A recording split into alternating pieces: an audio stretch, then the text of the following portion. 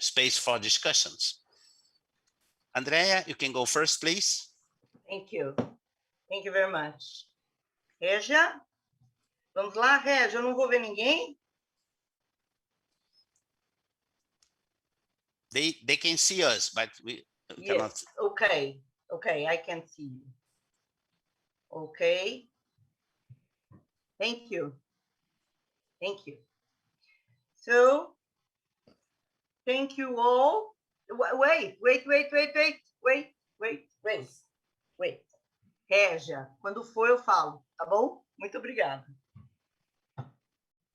Okay, good afternoon, everybody. I want to thank you for all this warm audience, where I have so many scholars, so many friends, so many brothers and sisters that work for the development of not only our field, but science in Brazil these days, these awful days we are facing here. So thank you in advance for being here. First of all, I thank you all having me today, especially Professor Ana Cláudia Farranha and Professor Ricardo Gomes. Thank you for the invitation. It's a pleasure and honor.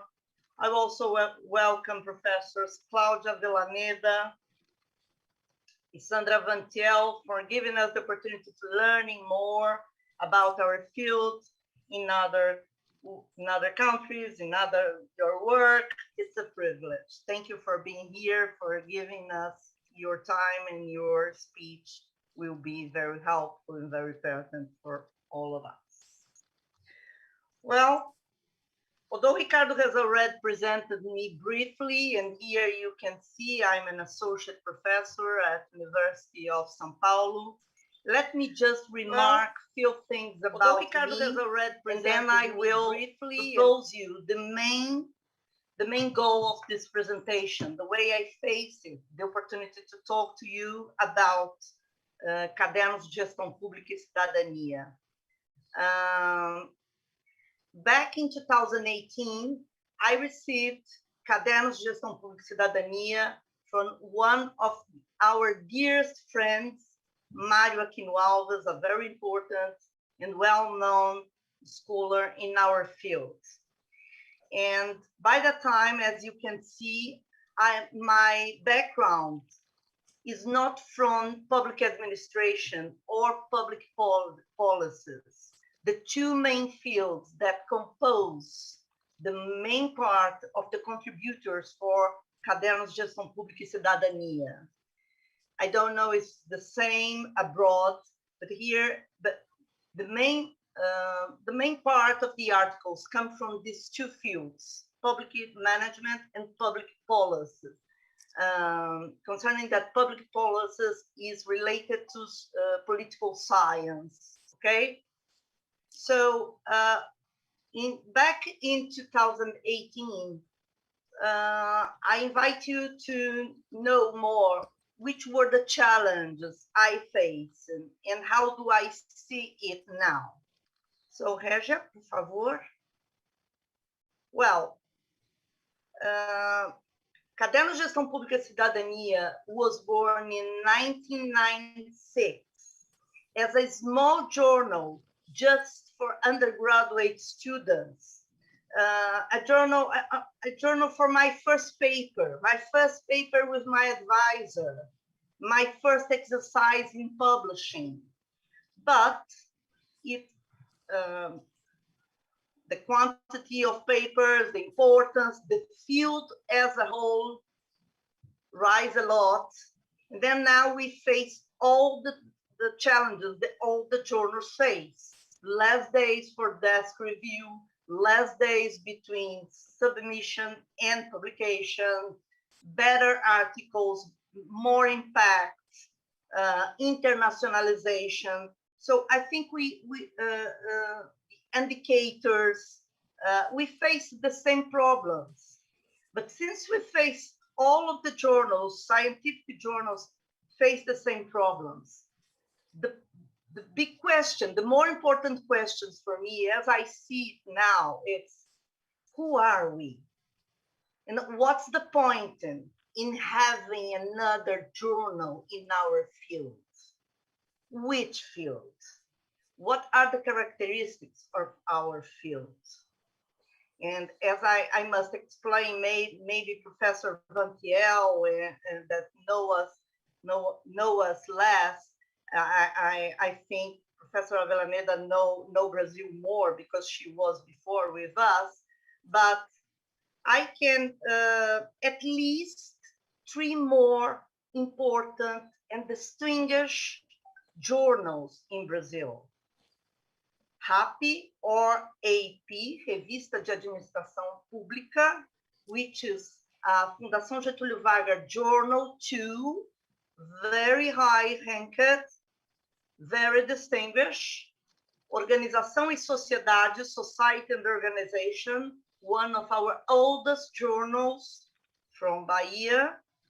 And also a PGS, Administração Pública e Gestão Social, which I consider one of our more similar conditions. But what I want to take your attention is that, do we need one more journal? Do we have this much good papers? What's the point in have one more? Or as a community, should we improve or should we contribute to other journals in the same field to be stronger? So I decided to answer these questions with a lot of reasoning, of course, but also I talked a lot to the main professors, scholars, researchers, people in our field to understand not only what we must do, but for what, and who are we, who we want to be, and what's the point for our journal? What are the characteristics of our field? How can we contribute as a journal, as a Brazilian journal, to improve science here? So that's the question that will guide my presentation and guide my work as editor-in-chief. Regia, por favor. So here you can see some of the headlines here, as I've already told you. Journal published by Fundação Getúlio Vargas since 1996, a small journal to publish graduate work in the area, aimed to managers, professors, research, people interested in themes related to Brazilian public sector and related areas. In the first day I became editor-in-chief, I decided, okay, we are a journal oriented to public sector, but we are not exclusive to researchers and authors that study public administration or study public policy. Public administration and public policy are everywhere, are in no sort of knowledge areas, in healthcare, health management, tourism, agriculture, environment, management, law, no matter where, all areas of knowledge are related to public sector. The main point for you to send Caderno de Gestão Pública e Cidadania a paper, does it contribute to understand Brazilian public sector? Does it give us better conditions to understand our characteristics, our singularities, the challenges we face as the public sector? And we must say that public sector alone, an expression public sector, it doesn't mean too much, because now you have public with private, with non-profits, and you have mixed governance. So we must discuss public in a broad range of options, not only as it's related to a court or it's related to a company, a hospital, a public hospital. This is not, we do not, we want to be broad in terms of what we understand by public and what we consider important. The objective is to disseminate academic works of excellence about managed and public policy, and to contribute to the theorizing about the Brazilian public sector as a protagonist, as well as to its actions in partnership with other sectors in the economy. I want to take your attention when we say about excellence. What do we know about the quality of our authors, the way they learn how to do a good theoretical framework, the way they learn how to do a good methodological framework? Does Cadernos de Gestão Pública e Cidadania help them to improve this effort? Does Cadernos de Gestão Pública e Cidadania contribute to have a better field in terms of science? I think here we start to think where we are and why we can contribute, not only make a difference, because I don't think we are competitors. I think we must look at the conditions of graduate students in Brazil, graduate programs, the difficulties we have. We are short in resources. We are a continental country, so different theoretical and methodological and ideological approaches. So how can we embrace all this diversity and contribute to be a journal that shows this diversity? Instead of narrow it, we must contribute to understand the way we are trying to produce scientific studies in Brazil. Obrigada, Regia, pode trocar. Professor Vantiel, are you following me? Oh, my English is so pitiful. Can you understand me? Yes, I can. Okay. Thank you, you're very kind. Ricardo, se estiver horroroso, você me avisa, tá? Well, here you can see, since we must understand that we are a continental country with few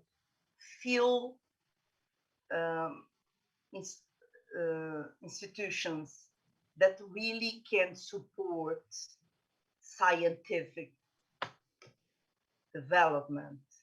So here, in the chart, we can see a huge effort I started back in 2010 to diversify our governance in terms of the origin of people that came to help me to work for these challenges. So you can see we try to not only, I am a professor in São Paulo University, and I also had my background in Fundação Getúlio Vargas. But it's not enough. We need to have people from all of the country to show us what are they doing, what kind of science, what challenges do they face when they have methodological courses there in Amazonia, in the East, in the West, in the different programs that work with local development, work with social economy, with cooperative governance and social management. So I try, since the beginning of my work as editor-in-chief, I try to start to look for the big picture and not to narrow it just to the most important or most famous, or I don't know, the most something institutions in our country. Okay, everybody matters, since we must talk to this field, and this field is diverse, and we are in a country with this big. Reja? So the decisions I made, first of all, Caderno de Gestão Pública e Cidadania is oriented to Brazilian production. We are oriented to the authors that came from the graduate programs here. So you do not have foreign authors. Evidently, we have a lot of foreign authors. We have articles in English, we have articles in Spanish, but we are oriented to a better production in terms of methodology, in terms of theoretical approaches, in terms of the difficulties we must face graduate students in a country like Brazil. So we call public field. Public field, it means not only public administration and public policy, but we want to talk about all the areas that can contribute us to understand this. There are many areas of knowledge involved: agriculture, biology, environment, law, healthcare, and etc. Public administration, public policy are everywhere. And there are other journals that focus in the same area. And I do not consider us competitors. I consider we are together improving the conditions of developing our science. Reja? We are guided and oriented people. I changed the governance. I will change again. We have initiatives regarding the editorial team, the editorial committee, the scientific editorial board, and I must thank all people that really helped me to be an editor-in-chief. To be in our governance, it's hands-on. No matter if you are a full professor with a long background, you are very important in our history, you're the founding father, founding mother, founding fathers, and founding mothers. Are they in our governance? They must work. They must help us to improve, better reviews, better authors, better initiatives for us to involve all these fields. Regia? We are oriented to good practice. In this involve not only problems ethics, but what's a good author? What's a good paper? What's a good review? You can be a very well-known author, a very well-known researcher, but you are not a good reviewer. So thank you very much. There will be no next time. Thank you. Regia? Network. I started hard work to be closer to our most important forums. AMPAD, our organization in post-graduation, EGS, Rede de Pesquisadores em Gestão Social, EBAP, e GIGAP, that's the Ibero-American Forum, that we have a special issue last year. Our last issue was dedicated to GIGAP papers. Regia? And what do we propose? What are we facing now that we are bigger, we have more articles, more authors, more forums, more special issues, oriented to improve Brazilian scientific production. That's what I care most. Work with scientific forums or special issues. I will show you. We had special issues that we have a very good audience, many papers, many good papers, and we have lives, and we invited people to talk about. This is for our development as a scientific community, and fast tracks with scientific Brazilian events. Ok? Terminando, Ricardo. Pode ir, Regia, por favor. Now the publisher, we now work in continuous flow, trimestral editions, and it has been publishing forums with emergent themes in the public sector. Here you can see some of them. Next one will be next January, where we will have a special issue coordinated by very important researchers, and we'll talk about pandemia and políticas públicas and public policy. Okay, Regia. Here you can see an initiative in communication in one of our special issues. We have the special issues, the articles, and then we have a live in the web that you can talk to the authors, to the editors, and we have more proximity with our community. Regia. And here you can see some of our numbers. They are not really in time because next week we will have a new round of preparation. Thank you. And next.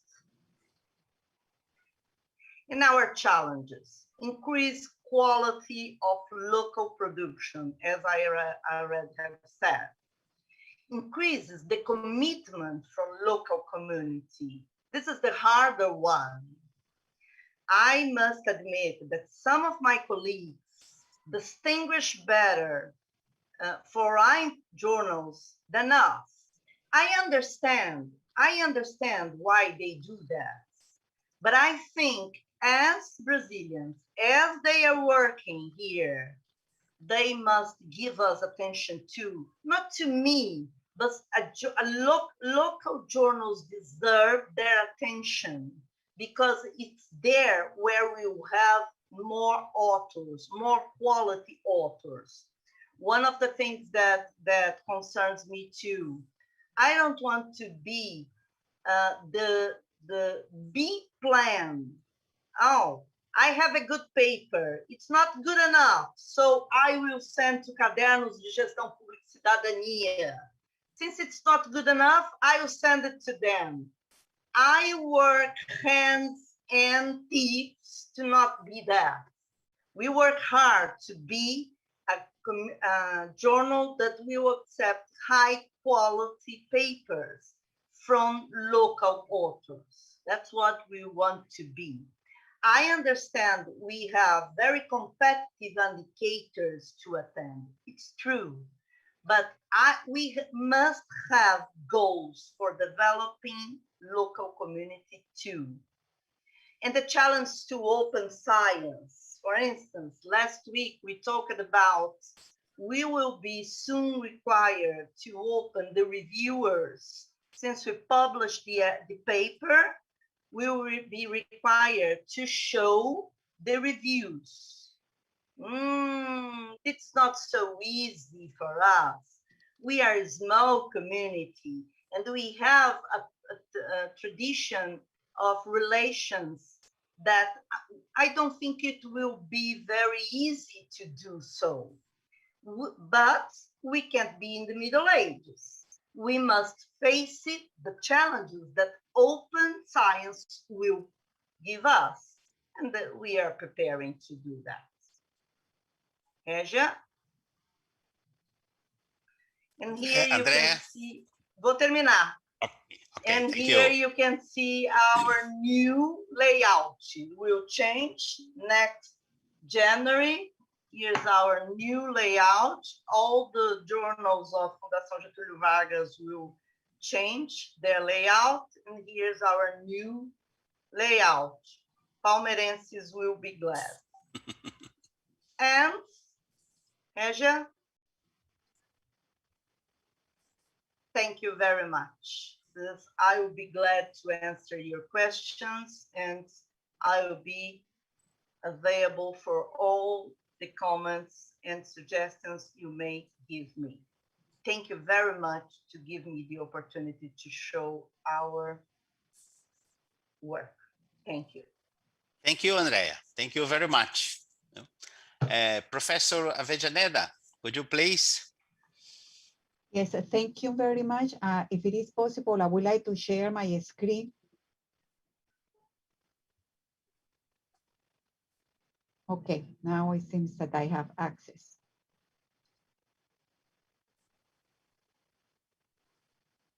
Excellent. Can you see my screen? Yes, yes, we can. Yes. Excellent.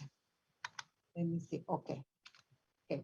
So thank you, Ricardo, very much for the invitation. And I'm very happy to be just next to these wonderful colleagues. Thank you very much. And my name is Claudia Avellaneda. I am originally from Colombia, Latin America, so very close to Brazilians. Actually, in the last 10 years, thanks to Ricardo, and I have been able to cultivate such a wonderful friendship with many Brazilians. Indeed, so far, I have hosted more than 38 Brazilians here in Indiana University. So I hope to continue hosting many of you, and please just tell me and I will be more than happy to help you with the process. So I am an associate professor and my research area is mainly on local governments and subnational governments in general in developing countries, particularly in Latin America. And since 2 years ago, I am one of the editors of local government studies. So I want to provide you some introduction or general ideas about local government studies, but mainly my discussion is going to be about how to provide you some feedback, how to succeed in this ambitious process. So local government studies is an European journal. Actually, I have been the first non-European editor of the journal. So all the editors have been from Europe. So I have been the first and US and editor. I have dual citizenship, American and Colombian. So this local government studies is managed mainly by the Institute for Local Government Studies in the University of Birmingham.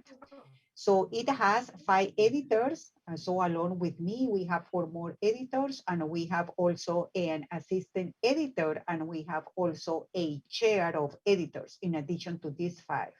So this is cool because actually we can distribute the review process about the 5 of us.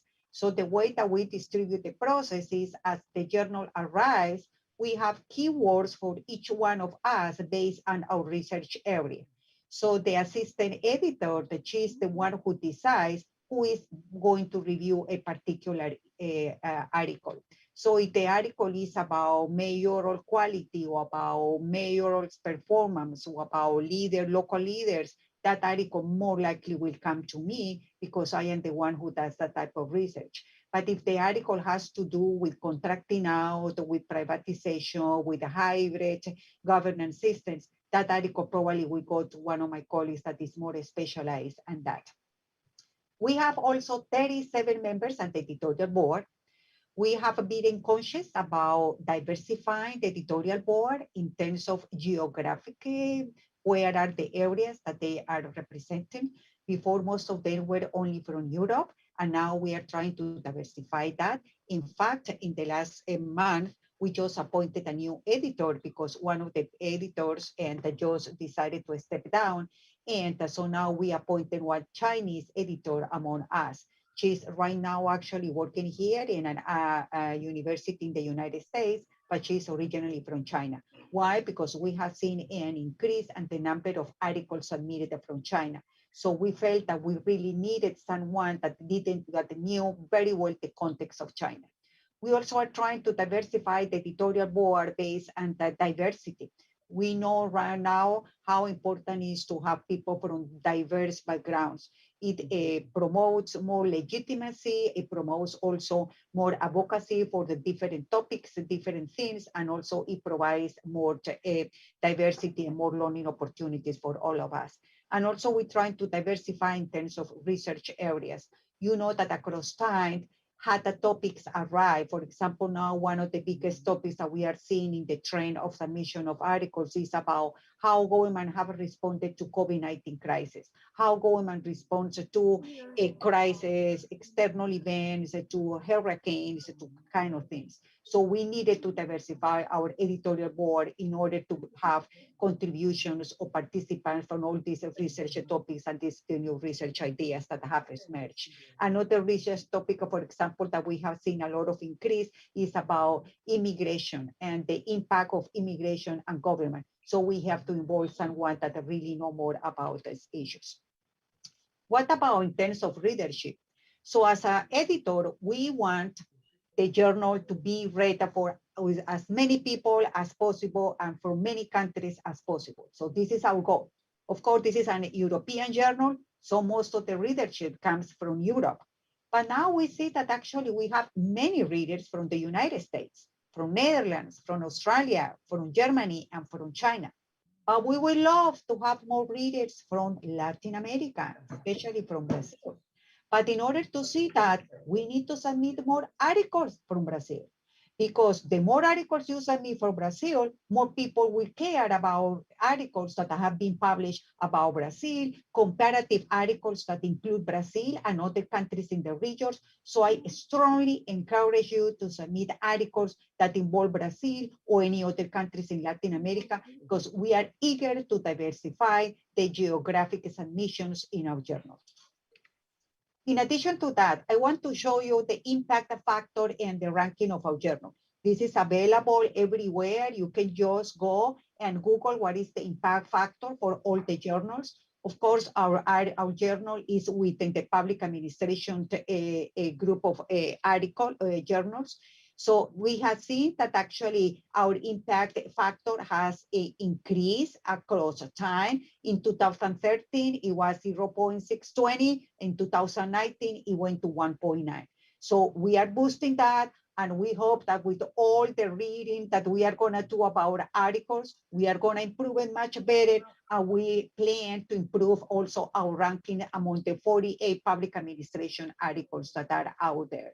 So, but this is only with your help, and that also asking all your institutions to be members or to pay for a membership to have access to the journal. That is something that can be easily done. You just go to the library of your respective institution and ask them whether they can become members of local government studies for you to have access online about the journal. So please feel free to contact me if you want to learn how to actually your institution to become a member and to have access to all these articles.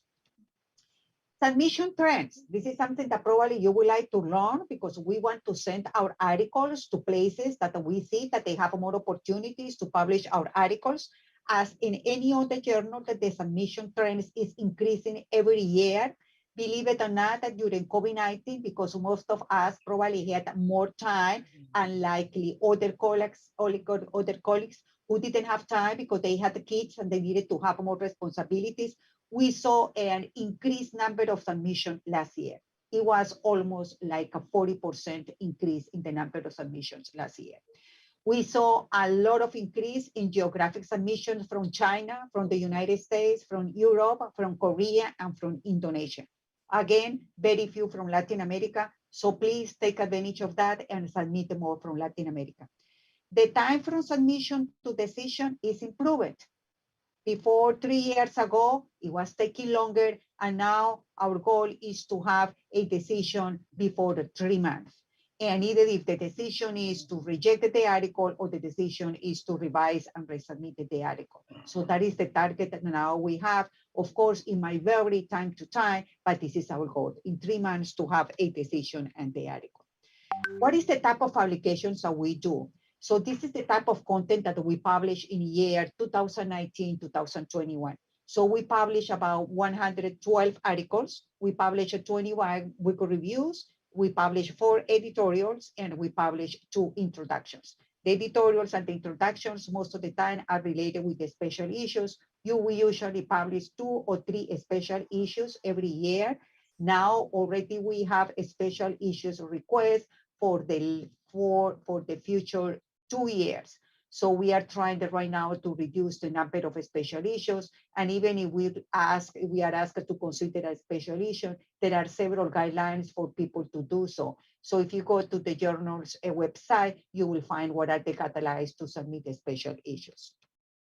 Now, what are the strategies to succeed in the submission process? Because this is probably, I think, that some of the people in the audience would like to learn about. First of all, the article needs to have a theoretical contribution. No longer probably we are expecting just simple case studies. It could be a case study and it could be a qualitative case study, but that piece needs to have a theoretical contribution.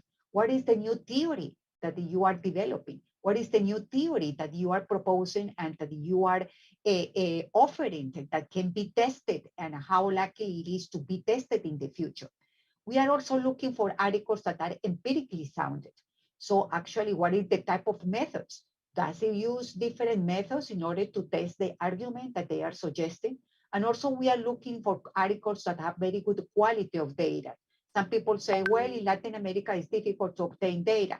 Actually, right now, we see a lot of improvement across countries in Latin America in having excellent, actually, administrative data.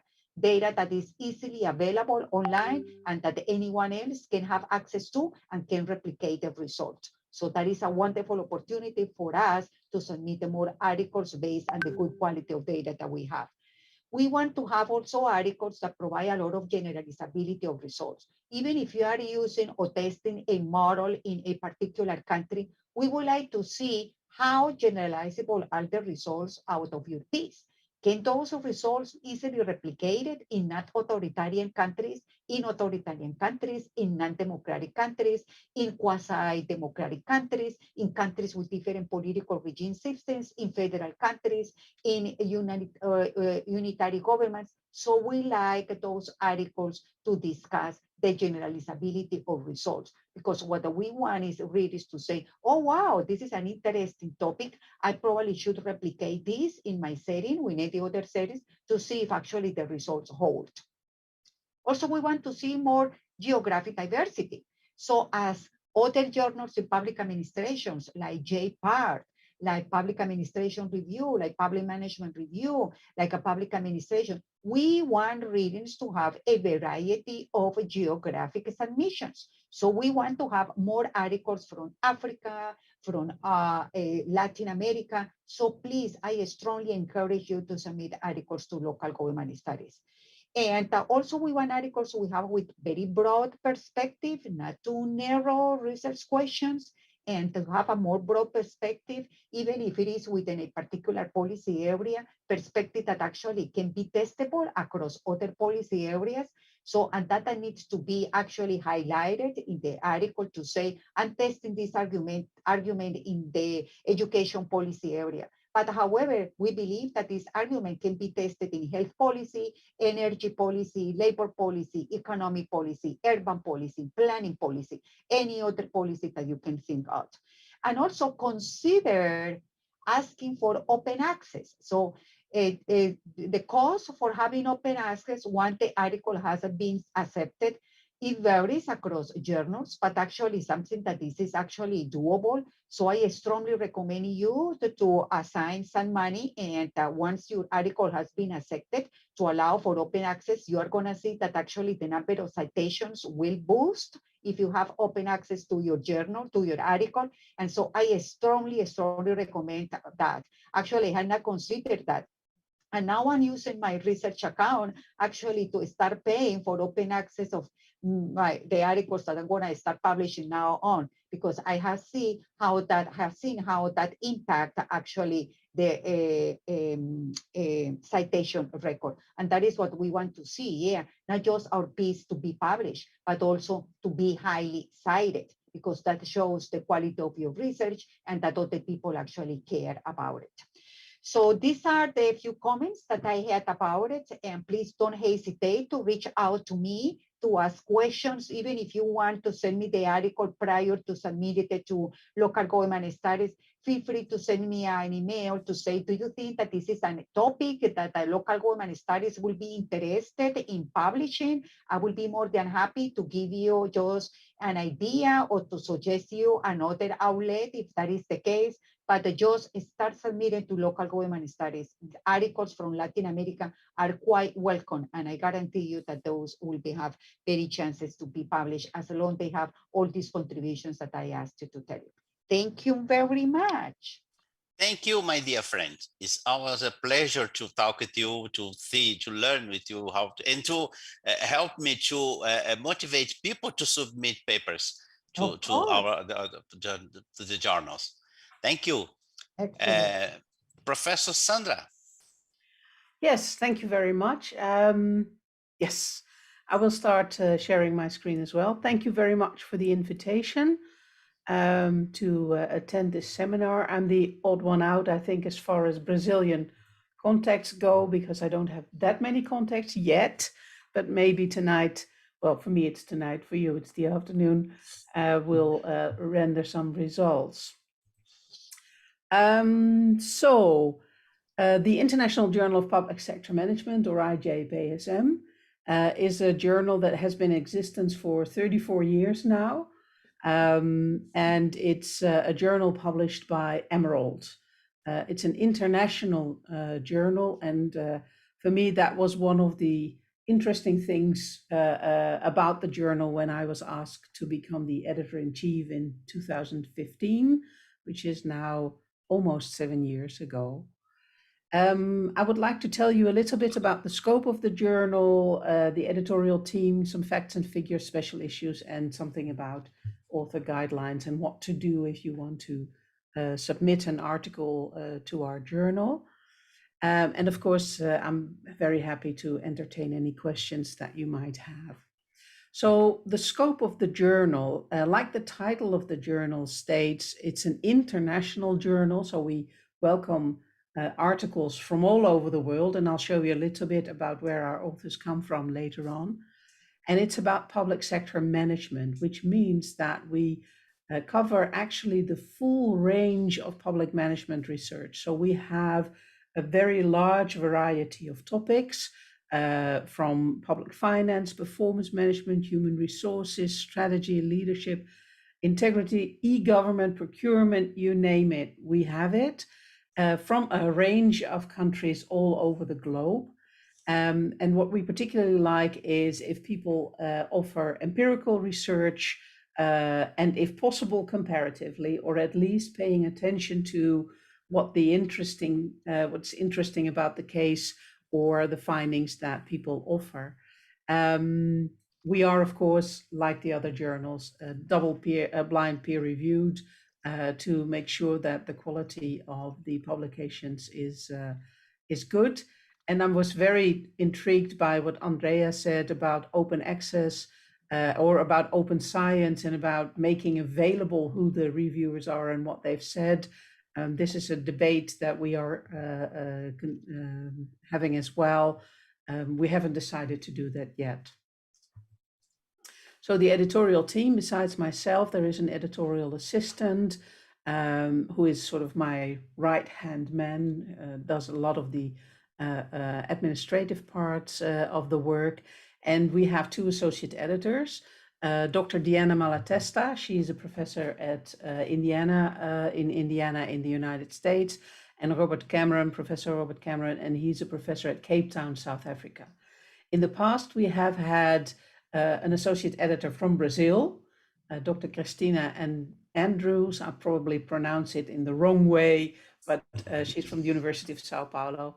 But she eventually quit, and then Robert Cameron became the new associate editor. So this is one of the things for me to ensure that we have this international focus, getting associate editors from different countries, similar to what Claudia was telling about local government studies, with having editors from different parts of the world with different specialities, of course, as well. And there are some other details. If you want to contact us, this is the address that we use. And similarly, in the editorial advisory board, we have a number of people from various different continents, but I must admit that our diversity is not optimal yet. So we are going to try and do a new round. But as you can see, Ricardo Gomez is one of the members of our editorial advisory board, hence, why I was invited to talk about the journal. But here you can see that we have a lot of different people from different parts of the world with different specialities in our advisory board. So on to some facts and figures. The journal publishes 7 issues per year with 6 articles per issue, which means we publish 42 articles per year, but we get a lot more submissions. We get between 250 and 300 submissions per year. We have a relatively high desk reject rate of 80%, which is quite common actually among international journals. So nothing to be afraid of, but it's just to be sort of open about how it works. Our final acceptance rate after the review process is in total 11%. And the journal is doing very well. In the past 5 to 7 years, we've gone really up in citation scores. We've been included in a couple of databases and international rankings. Not yet in the famous ISI Web of Science ranking, but we're very close to that as we are included in the database of the ISI Web of Science already. The journal and the publisher are signatories of the top guidelines and DORA, which means that we subscribe all kinds of principles regarding being open about methods that you use, trying to also publish data sets, basically all the good things that are going on at the moment. As far as open access goes, there are some possibility to get vouchers, which means that you won't have to pay the fees for open access publications, but Emerald could be doing better in this respect. And I've been trying to persuade my publisher to do better and to be more generous with these vouchers, but they are quite limited. There is a special webpage on the Emerald website where you can find out whether your country and your institution actually qualify for these vouchers, which makes it easier to publish open access. I'm a big fan of open access publications, but I think that Emerald could be doing a little bit better. One of the other things that improved over the past 5 to 7 years is that we have a relatively quick turnaround, which means that if you submit a paper, you get a first decision very quickly, and then we go into the review process if your article is taken into review. However, and I'm curious to know whether Andrea and Claudia suffer from the same problem, it's very difficult nowadays to find reviewers and also to get the reviewers to do the work on time. Everybody is very busy, and it's sort of becoming an epidemic on its own of finding these reviewers. And we all have to do this. This is part of academic citizenship, but it's getting more and more difficult. And so we have to develop all kinds of new strategies. And I don't know whether making public who the reviewers are is going to help or going to actually make the problem worse, but we'll have to wait and see how that goes. Regarding facts and figures, I promised you to show you where sort of the publication or where the articles that are being submitted to IJPSM come from. And this is sort of the list. You can see an enormous amount of different countries that authors come from. A lot of Asian countries, Middle Eastern countries, of course, European countries. Not so much the Latin American countries, although we do on occasion get a couple of manuscripts from Brazil, for example, but not that many yet. So that could be improved. So maybe after tonight, that will be improved. Some tips for authors. One of the things that I notice is that not everybody adheres to the author guidelines, which is a very administrative thing, I understand, But the thing is that we have to reject you if you don't adhere to the author guidelines. So, you know, it's relatively easy. Just check it, make sure that you use the guidelines as we prescribe them.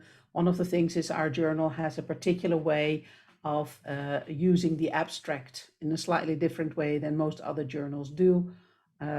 So this is a very simple thing, but it's sometimes overlooked.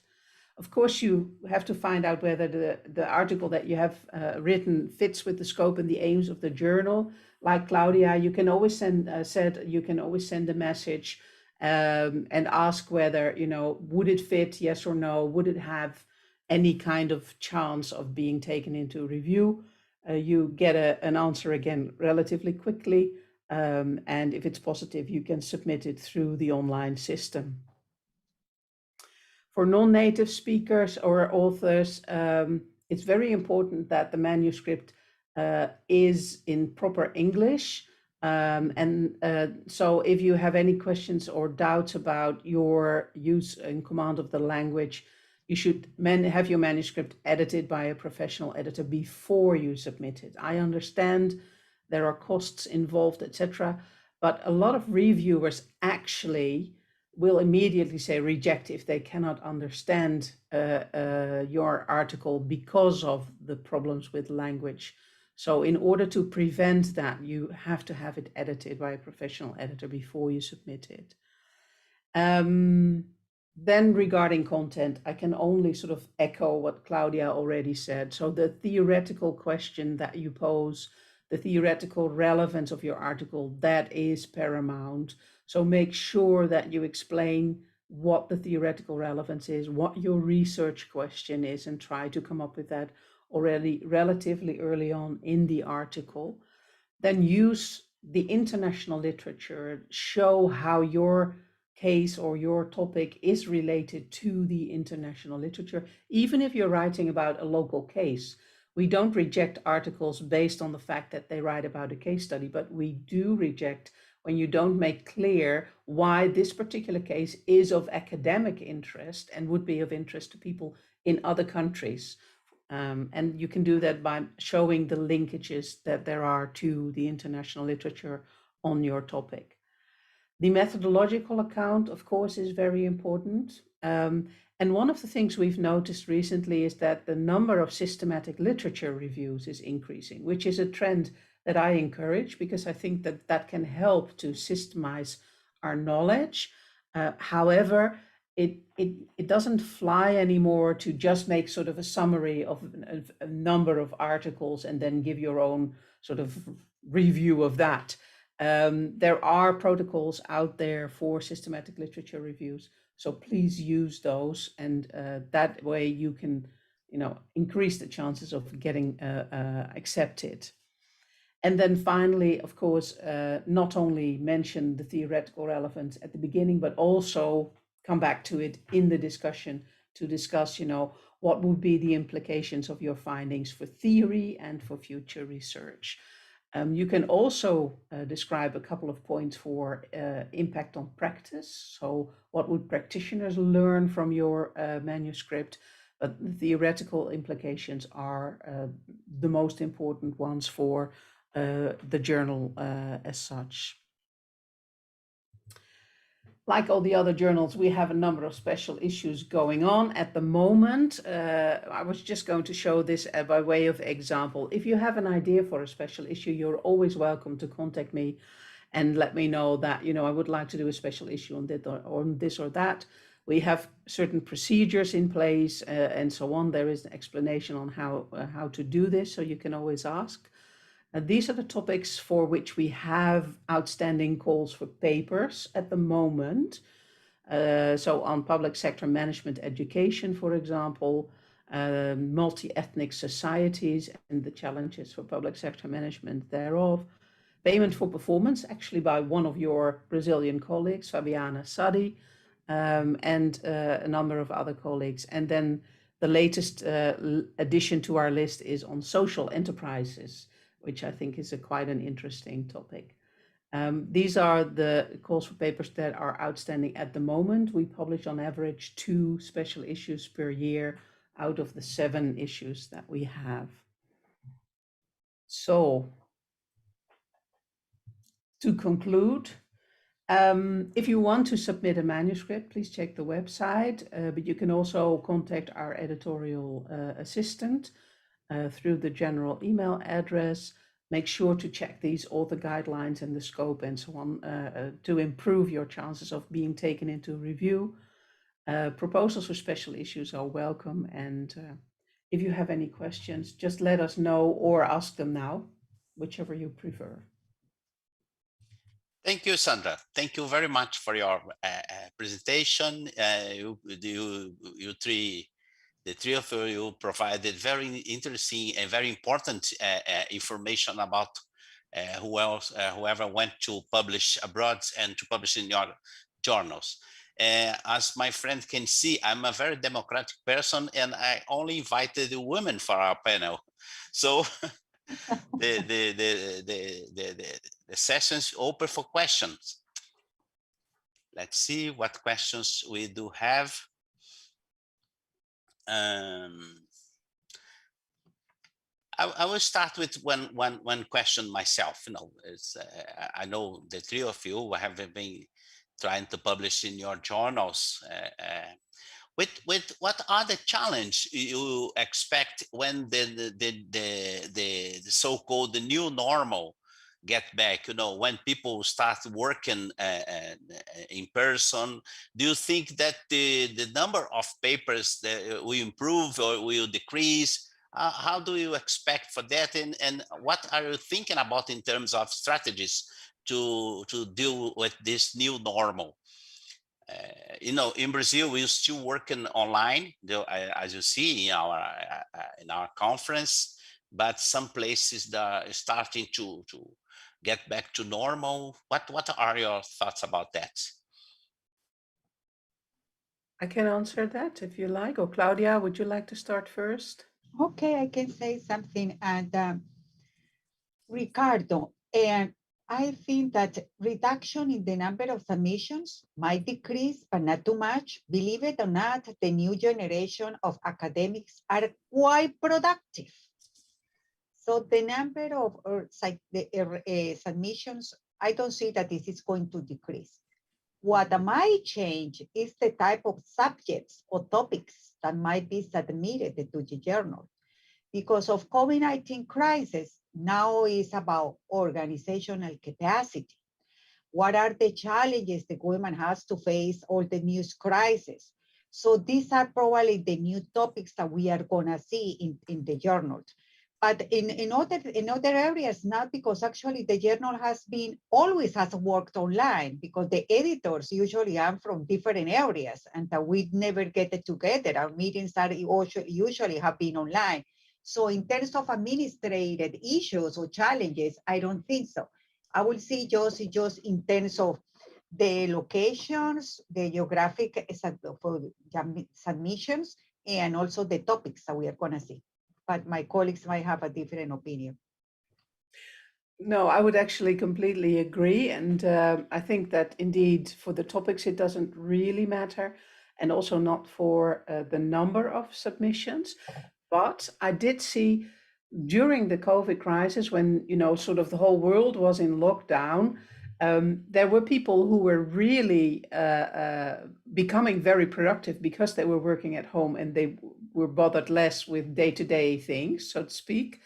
And there were people, particularly, for example, younger people with young children, who had a much harder time.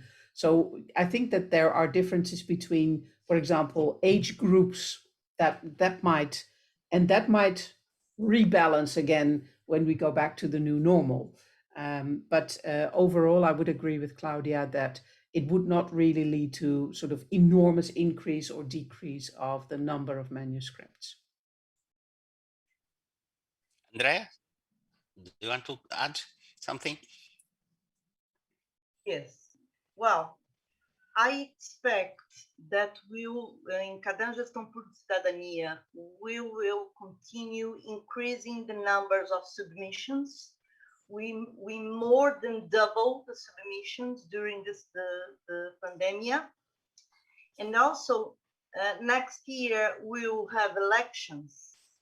So I expect very hot papers talking about the very severe situations we must face in Brazil.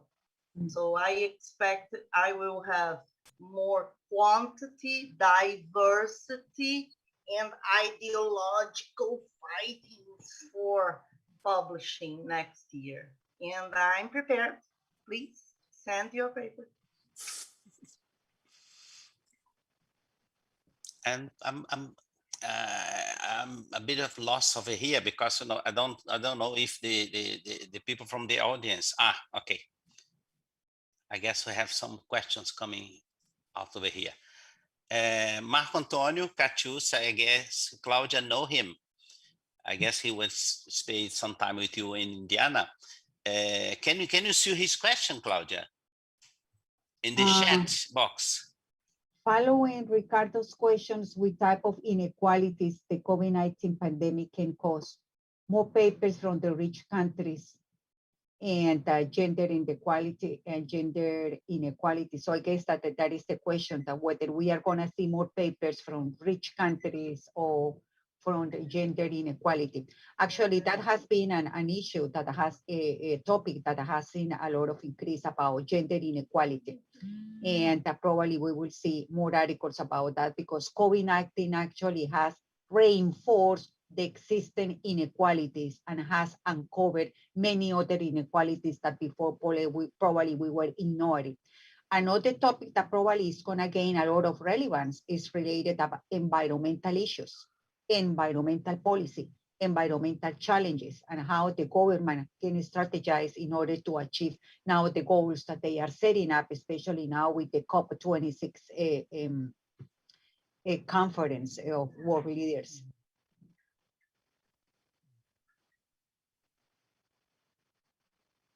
Ricardo, you're on mute. Yeah, because my alarm was raising over here.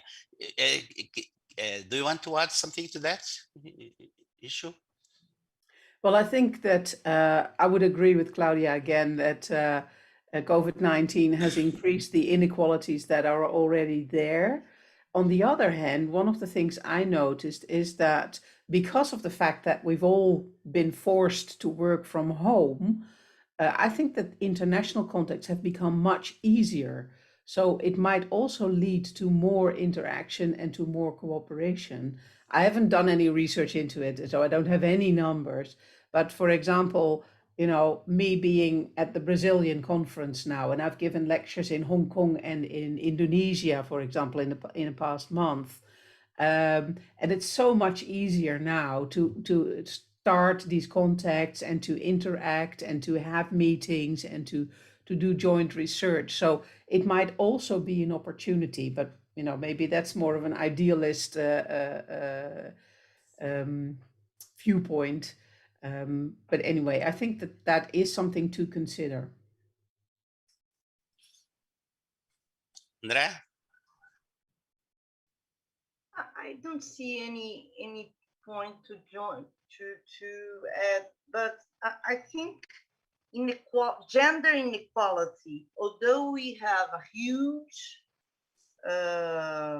production, quantity, quality, we are still behind.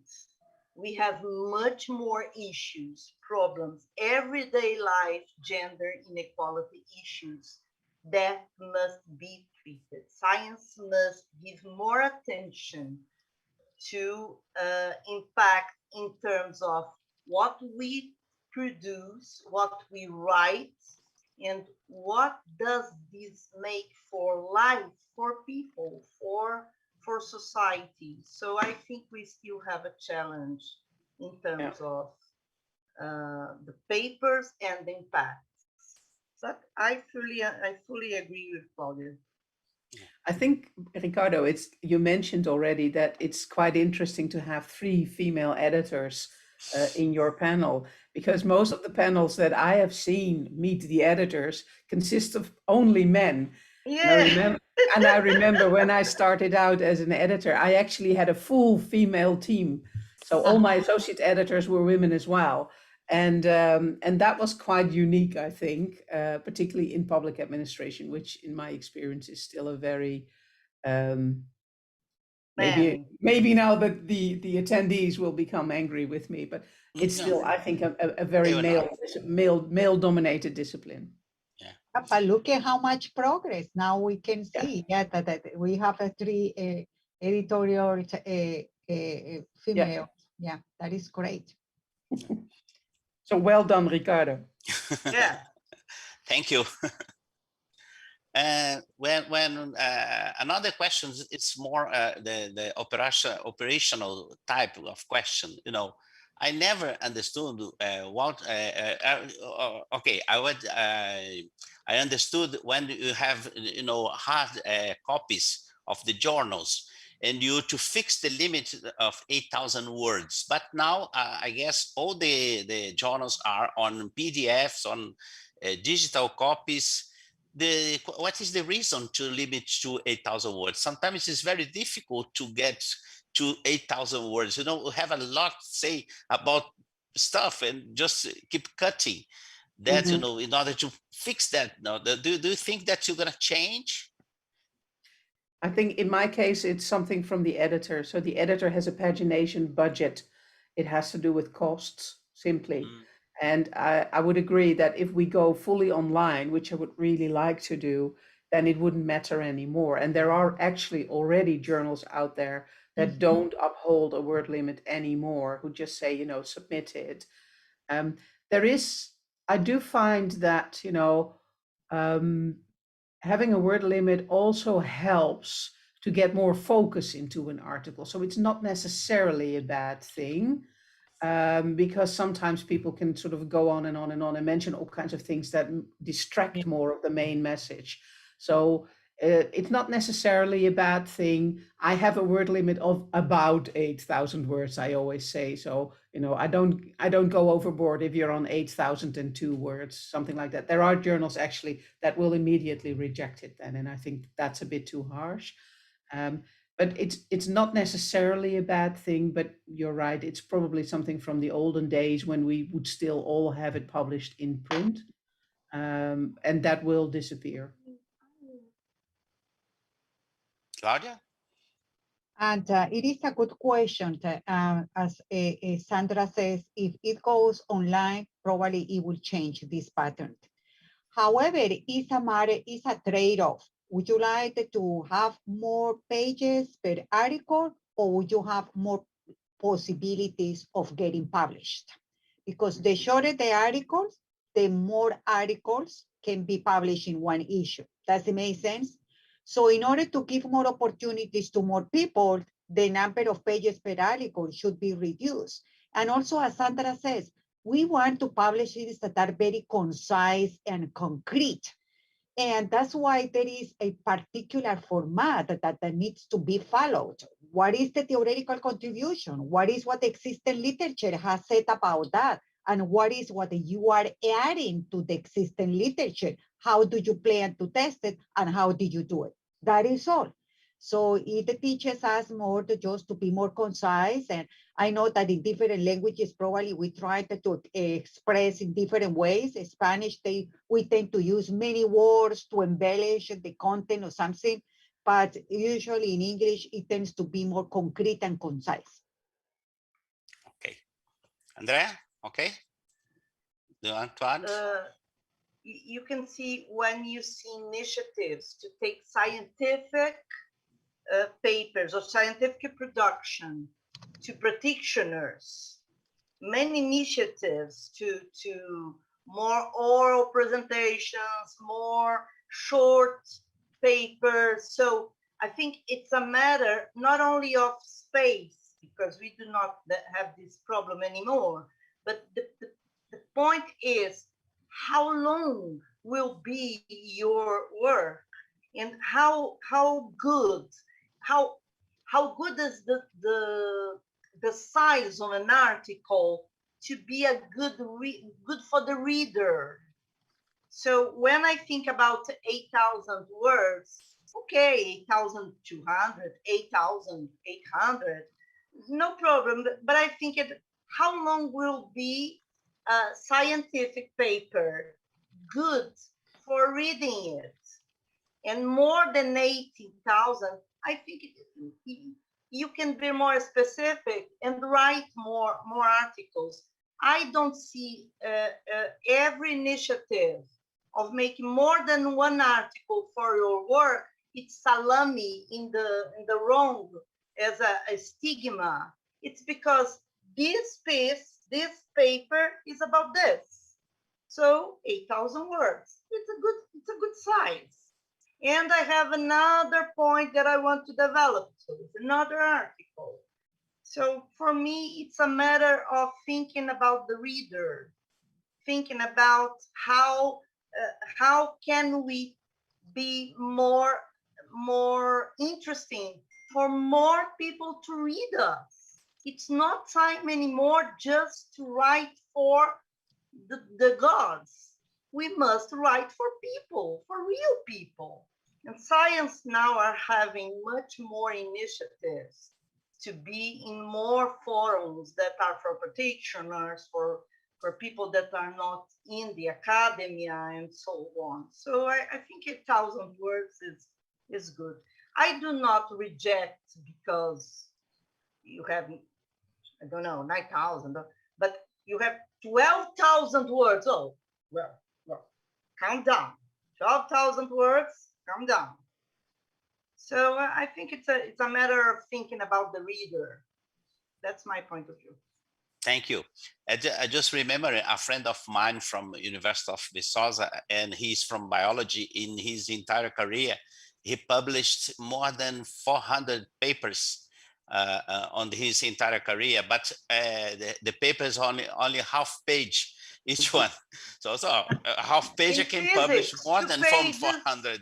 1 page, 2 pages, yes. Yes. But you know, I can't see any more question. I want to provoke you with some kind of sensitive questions. You know, we are Brazilian. Most of our scholars publish in Portuguese. I would like to see your opinion about, first, Portuguese references. You know, how do you see these? Sometime I wrote a paper, and the editor asked me to translate the title of the articles and the books because the audience would not understand that the language. And the second one, how do you think about self-citation? You know, sometimes it's not a good thing to do if you keep self-citing yourself in the entire paper. How are your opinions about that? These are two interesting questions, Ricardo. And for the first one, it is a norm, and that actually we have to translate the title of any piece if it is a different language. It has to be translated into English. And actually it's for our own benefit, because you will like people from other languages to be able to identify what is the title of this book. Does it make sense? And also if they want to request that book or that chapter of that article through interlibrary loan, they need to know exactly what is that a piece means. So asking for translation of the title into English, that is a very valid thing, and that is actually the norm. That is what is expected. In terms of self-citations, yeah, that is a very sensitive topic. Actually, I submitted one article to a journal where I was asked not to cite myself, even in the first round. I was asked. I had never been asked not to do it, but I was asked not to submit any of the pieces in the first round. But in other journals, actually, there are no limitations in terms of that. So I guess that it's just a matter of each journal. Sandra and Andrea, what do you say? Yeah. Well, I agree with the translation thing. That's just sort of to make clear to the audience. So if you list the title both in Portuguese and in English, everybody who doesn't know Portuguese can still understand, okay, so this publication was about that particular topic. So that's not the sort of problematic thing. If you include references to publications in another language than English, I don't have any problems with that, just as long as it's not the majority of the paper, because that would make the argument less sort of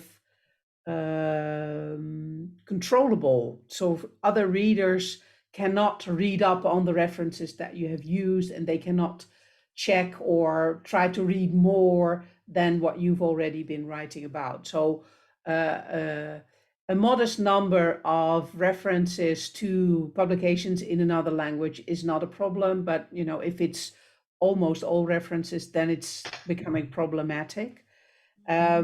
Regarding self-citation, self-citations are allowed also, again, to a modest degree.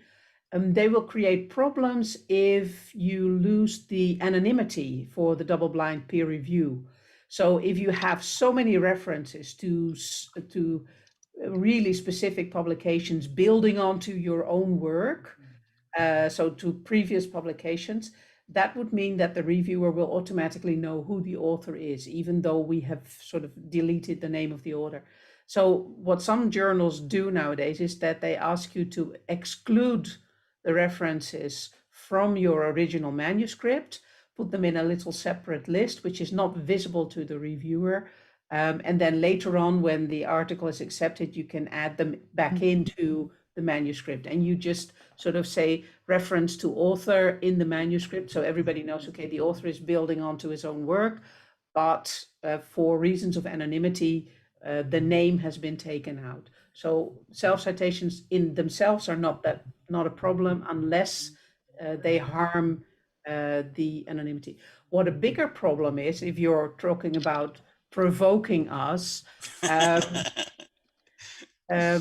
not for me, because I detest this practice, but I do know that there are editors out there who will actually ask authors to cite publications written by the editor, or to include more references to the journal, to increase the citation number of the journal, to increase the impact factor. And I think that those are really unethical practices. Like I say, I know a couple of editors who do that, because I'm also an author, of course, so you know, I come across these practices as well. And I think that that is a no-go area. Unfortunately, it does happen. Yeah. Andrea?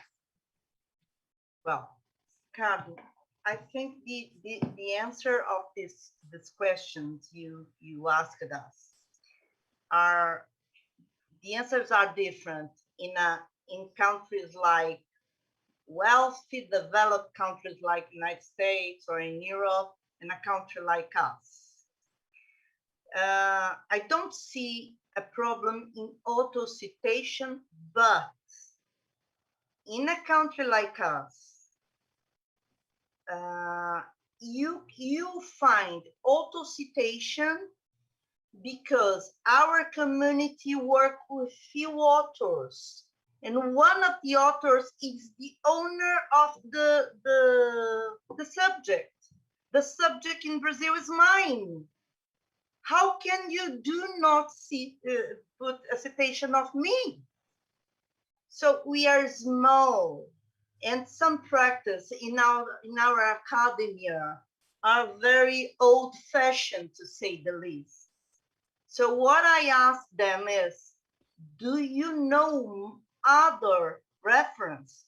Do you know other perspectives? Even if, of course, if I teach organizational behavior, I will use with my students the reference I know more, but not only those references. They have the right to know the reference that I do not influenced me as much. But the problem I see is that auto-citation is the consequence that I put only these authors are good in this subject, and we must fight this. Although I respect, we teach our students with the authors we know more or we are involved, we must teach our students more than the authors that influenced us. I don't know if I want you to tell me, what you think about ossification. Tell me. Carlos Myself? Gomes. Yes, Myself. you. I'm asking you. Yeah, What do you think about ossification? I think I agree with you. I think self-citation sometimes is inevitable, but I think we need to reduce this to the least portion we can, because sometimes only yourself has written about that subject, but this is very difficult to understand that in a world in which information travels in speed light, to see that nobody knows what is happening about that. So I guess some persons can self-citation themselves. In our case, it's difficult to see that Paul Sabatier cannot, when you are alive, he was not able to cite them himself.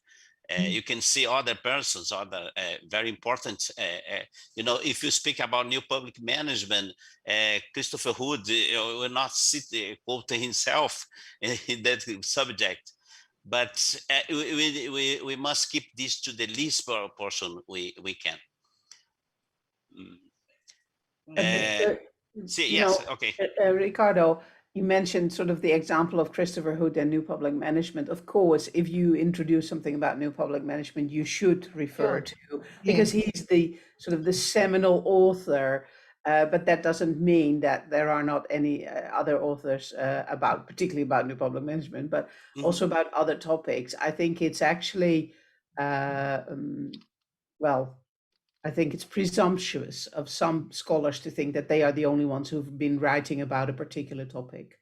I would always bet that there are always other authors, and there are nowadays so many good strategies to find this other literature that it should not be that difficult to find these other sources and to refer to them. Yeah, like Andrea says. Yeah. Yeah, I was mentioning Christopher Hood because in my doctoral defense in 2003, Richard Kirley, you know very well, was in my defense, and I have forgotten to put Christopher Hood in my dissertation, in my doctoral thesis.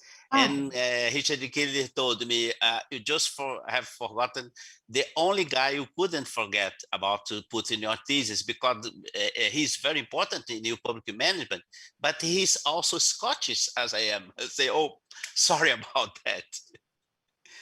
But talking about ethics, some journals are starting to ask the authors to put, if you have two or three authors, the amount of work each author has placed in that particular article.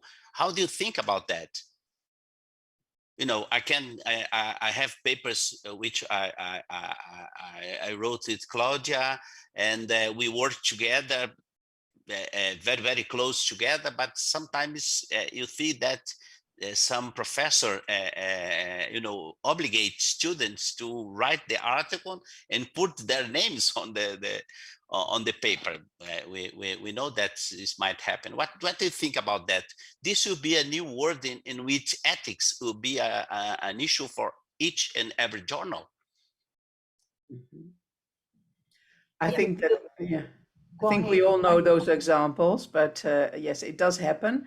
And I think that as we are moving towards a culture in which we more often are publishing in teams rather than individually, the chances of people getting on board is, of course, larger than it used to be. I think that there are a couple of trends going on regarding ethics that public administration has just sort of got on board. We are not that far developed in that sense as it is happening in other disciplines. So the example that was already given by Andrea about mentioning who the reviewers are and showing of the reviews. There are calls out for pre-registration and mentioning that, getting ethical approval, even if you're doing voluntary interviews or voluntary questionnaires, mentioning of the role of the different co-authors of a paper. You know, all these things are going on, coming towards us, but we have not incorporated them yet in our discipline and in our journals. But it might happen in the near future. And I don't have an exact answer yet. I don't think that my journal and my publisher are sort of leading the revolution in this way. Maybe the bigger journals like JPART and PAR, for example, would probably adopt those kinds of practices sooner than my journal. But I don't know about local government studies, Claudia. And we are not requesting that yet. Fortunately, no. I don't know. I didn't know about that trend, Ricardo, to be honest. But probably that would be wise. And the point is that it has to be signed by all the authors, because otherwise the person who is admitting the article would be the one entering that information, and the others might not know that. Does it make sense? So probably the requirement should be a statement signed by the number of authors. In that way, the author, the co-authors, they know what they are submitting. Because otherwise, who submits is the one who knows what is the information that is going to be entered. Okay. Andrea, anything to add? No, I fully agree. I think we all facing these points. But what I think is, this is not about I work at 30%, you work at 70%. It's not only that. It's to avoid practice like I wrote 0% and you put my name, because in the past, even in health sciences, I went for the funds. The lab is mine, the research is mine, all the background of this research is mine, and now I have a student. So the student does a research, and of course, I will be in the paper. Even this are changing. No matter if the lab is yours, and it is your line, it's your work, but did you work in this paper? So there's Cielo has several papers about this. An article, the authors are those who really contribute in the paper. And I think this is correct. This is correct. But we are changing. Yeah. I can't see any question over here. You know, I don't know if I'm doing the right thing. That's as long as the question came, I was addressing to you. Most of those questions were not mine, it was from the audience. But I want to do a question to Ricardo. You can do a question to yourselves now no, as well. To you. To me. Why okay. don't you send me your best paper? But that is a good thing. They are asking you for a paper, Ricardo. I invite Claudia and Sandra to help me building good science. We face different challenges, more hard. You can imagine now we are facing challenges to prove that science is important. Mm-hmm. So please help me. Help. Yes, me. Yes. I will do Ricardo that. doesn't help me, but you. I'm help. Yeah. But I have some papers on my pipeline. I will dedicate one or two of them for you. The best. Okay. The best. The best. The first is for me. Okay. Not the last. The first. Okay. The one I used panel data using mid-level regression analysis with two dependent variables and 15 independent variables and 20 control variables. I will send this to you, okay? I will provide you the best reviewer you can ever have in the world. Yeah. Tell me. That's a very good point you made. Reviewers is you both mentioned the problem with reviewers. Sometimes you receive some reviews that say, did this person No. already read the paper? Yes, that's true. Yeah. That's true. I was the director of the public administration division of our Academy of Brazilian Academy of Management, and we call here AMPAD, but this is similar to it's an academia. And I was asking doctoral students to review the papers, because the people who was reviewing the articles for the conference was terrible. They didn't do the work. They answered the review with just one statement, one statement. And when doctoral students was doing a much better job. More motivated. What's your experience on that? Yeah, well, I have, my experience is the same. So junior researchers usually do a much better job, much more thorough, much more precise. They are much more critical. So I always try to sort of get a mixture. And if I can call on, if you get an invitation to do a review and you are very busy and you really don't have time to do it, help the editors by giving names of other people who could be good reviewers. Perfect. And then also think of your postdoctoral students, your PhD students, just give them the opportunity to do a review. Perhaps you can sort of look along and see how they are doing it to make sure that they learn the craftsmanship that goes into it. And that way you help younger people, you help the editors, and you also help the authors of the articles that have been reviewed.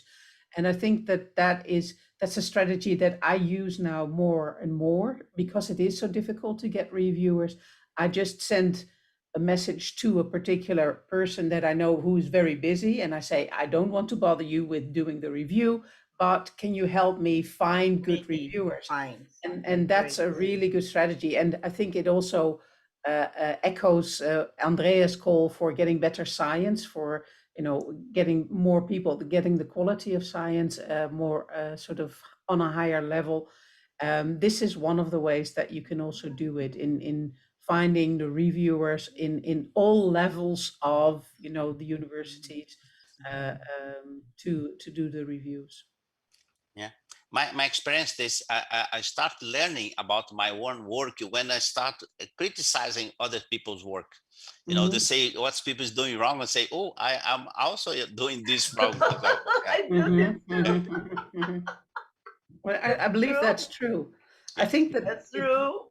Yeah, I believe it's one of the perks of being an editor, is that you learn an enormous amount about writing good publications, and about writing good reviews, and about sort of sometimes I'm actually surprised that sort of the top researchers can deliver such crap reviews, sort of.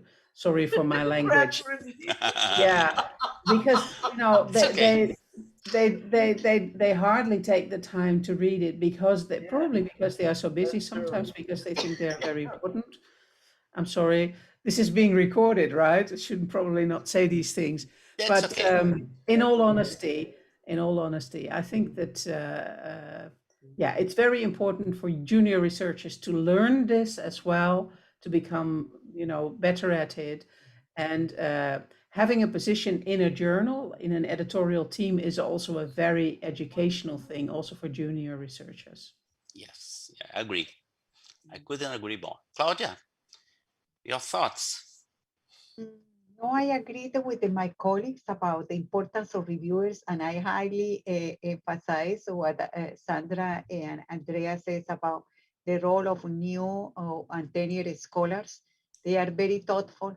Unfortunately, we should not request too much from them because they should be working instead of being reviewing, but unfortunately that is the case. And actually I have found that, for example, graduate students or PhD students in their last year, actually they have asked me, Claudia, could you send me article for me to review, because they have found out that this is a good learning process for them.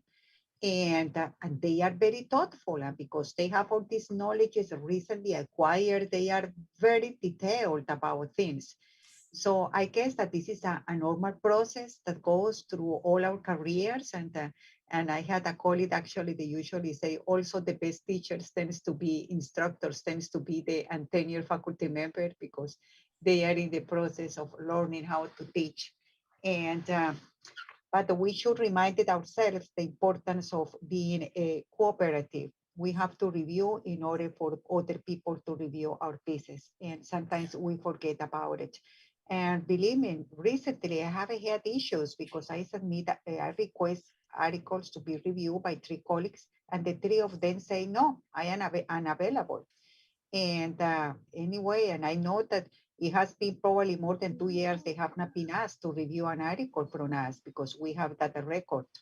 So it's difficult to encourage them to be more cooperative in that aspect. Mm-hmm. Yeah. My personal record is to ask 27 people to get 2 to say yes to review it. Yes. That's, Yes, that's how think bad about it is. that. Yes. Wow, Yeah, that's how bad it is. Sandra. Yeah. Yeah. Imagine And that's, Glad I'm not that's the one of only the worst one. examples, but I usually have to ask about 10 to 12 people to get 2 to agree. Wow. So I Yeah. should not complain. Yeah. Another question that just came up here, it's, you know, we academics, we have a very large ego. So how do you deal with people on writing rejection letters? You say, I'm very sorry, your work is wonderful, but was not that time. Do you receive some bad language letters back from these rejected authors? On occasion, authors, well, of course, and I understand completely, because it's very disappointing, you know, and people can take it quite personally. I seldom, well, I don't recant. So once I've taken a decision, that's it, and you have to deal with it. So you will get a very kind, diplomatic reply saying that, you know, this is the decision that I've made, and good luck with the manuscript finding a place somewhere else to get it published. It's all in the game, you know, and as long as we follow the right procedure for doing the revisions and so on, then that's how it is. It doesn't happen that often, but it does happen. And I always tell my own PhD students, when they are submitting their work, I tell them, if you get reviews, read them, put them away for a couple of days until your temper has cooled down and your disappointment and your tears and so on are past. I have to do the same, by the way. It's not, doesn't have anything to do with age. It's just, you know, you take it quite seriously, obviously, and then reread it, because most of the times what reviewers notice, if they say, for example, that you've explained something very poorly and you disagree because you tend to think, you know, they didn't read it, sometimes maybe you did not explain it quite so clearly as you may think that you've done it. So it's always good to take the comments very seriously, but there is a very tricky balance. And I remember that Bruno Frey, he's a sociologist in Switzerland, he once wrote an article called Publication or Prostitution, which is about to which degree will you amend your original article in order to be able to get it published. So do you sell your soul to the devil or not? And that is something that I do struggle with. So on occasion, I will, for example, I will always read the reviews and give some hints to the author about what to do with some of the comments. But on occasion, I will tell the author, I think you can discard these and these comments because, you know, I wouldn't necessarily agree with them, but please pay attention to these and these points, for example. So I try to help the author in finding their way, because sometimes you get these really conflicting reviews as well. And it's very difficult because as an author, you can't do both at the same time. So then I try to help the author in sort of navigating through all these comments and as a way to deal with it. Claudia? Actually, I have seen one case, and in one meeting with my colleagues, the other editors, I asked about whether male editors were less likely to receive responses from people who have been rejected. And actually, they said that they had never received any mail from the authors that they had been rejected. And but I have received so far 2, but they were very polite and they were just asking for more explanations about the rationale for rejecting the article. But in general, they tend to be quite friendly. But I have heard from other colleagues in other journals that some the big names, and usually they tended to overreact when they get rejected. And but I always say, well, this is a learning process, and that's why the rejection email needs to be framed in a very polite manner. Yes, and in that way, it doesn't come across to the authors, because we have to put in their shoes. The same happens to me when I get a rejection. I just dislike it, but 2 days later, again, I read the mail and I said, I think that they have reasons for doing that. Yeah. Andrea, what is your experience over here in Brazil, which everybody knows who you are? My experience is that I move on. Yes, I have some enemies and I love them. No problem. I know. There are no queen friends. Just one line. One line. Everybody in the same line. Founding mothers, founding fathers, new authors, students, no matter. One line. Double blind review, third blind review if needed. Community, learning, community. I'm sorry, I regret, rejected, but you must be with all politeness, reject. Why? I never sent, we have the reviewers and my letter. Okay, in my letter, I assume the points that I consider, even if the reviewers did it first. But I write my letter explaining the points. So just be it. That's why I'm editor-in-chief. But I must apologize. I have to go. My cat is here and I must go to the airport. Sandra and Claudia, please help me. Please send me your papers, your student papers. Please help me make science in a country that we must fight for science. Fight for democracy. Please help us. How much time does it take to get us a decision? Well, I'm trying desk review in 30 days. Desk review in 30 days. And we are approximate, the decision depends on 120, 20 days, 150. Some issues are harder because we have less reviewers, but you can help me. If you provide me with more reviewers, and in the special issues, when professors bring me their reviewers, we enlarge the number of reviewers, we can be even less days for the review. Okay. But Thank you for please, the I invitation. invite you to know more about us and to help us for a better scientific community. We are in a different stage. Me and Ricardo, we are fighting for people to understand there is a possibility in science. It's different from you. You live in countries where science is established. We do not. We must, in our classes, we must start our classes by saying, you must take vaccine. The earth is not planned. So please help us. Thank you so Ricardo, much, Andrea. Have a safe place. thank you very much. I'm very pleased to see you again. You know you are very important for us. You are a very good friend for us. Please don't forget me. Okay, but I have to go. Thank you very much, Dose. Okay. You are wonderful. I hope one day I'll be like you. Okay? Thank you. Bye-bye. Ana querida, muito obrigada. Régia, você é perfeita. Quando eu crescer, vou ser igual a você. Obrigada. I must go.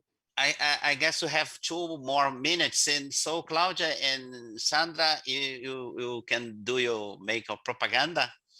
And thank you very much for coming over to dedicating this time for us. You know, Sandra, you could be resting at home and you are with us. Thank you so much. You don't know how much this represents for our community. Okay, thank you guys. Okay, no, Ricardo, thanks to you actually for inviting the just women to this panel. That was quite exciting. And thank you for all the support that you and your country and your cohorts actually offered to all of us. Thanks to you, we are in all these positions because in one way or another, you tried to highlight our work. So thank you very much. Thank you. You're welcome. Okay. Well, thanks from me too, Ricardo, for this opportunity. And also maybe to help me to further improve the international nature of the International Journal of Public Sector Management. So thanks a lot. And you can see my clock over here. Yeah. Almost 10 o'clock. Thank you. Thank you, guys. Thank you so much. Excuse me. Bye-bye. Okay. Thank you. You're welcome.